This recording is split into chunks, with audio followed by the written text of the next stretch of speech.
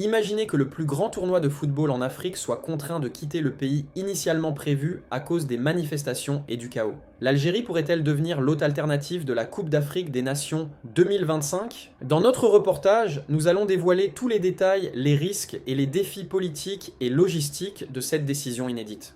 Situation actuelle au Maroc.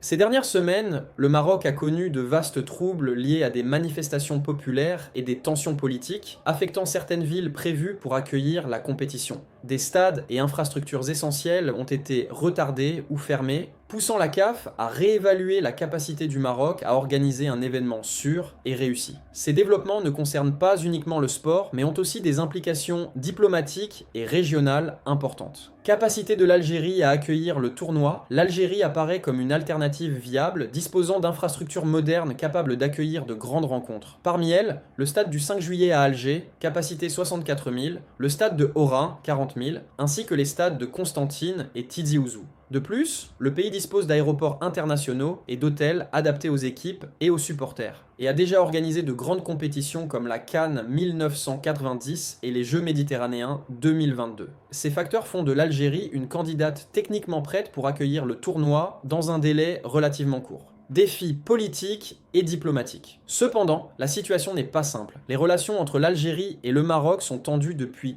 2021, après la rupture des relations diplomatiques, en partie à cause d'accusations de soutien marocain à des mouvements séparatistes. L'organisation de la CAN en Algérie pourrait être perçue comme un message politique, exerçant une pression considérable sur la CAF et le gouvernement algérien. Toute action rapide nécessiterait des garanties politiques et sécuritaires claires pour éviter toute escalade, ainsi qu'une coordination complète avec les sponsors et les chaînes de télévision. Scénario possible. La CAF dispose de plusieurs options si l'organisation au Maroc s'avère impossible. 1. Transférer complètement le tournoi en Algérie. L'option la plus pratique sur le plan logistique, mais avec des implications politiques importantes. 2. Déplacer partiellement certaines rencontres ou les jouer à huis clos au Maroc, solution moins coûteuse et plus rapide à mettre en œuvre, mais qui ne garantit pas l'expérience complète pour les supporters. 3.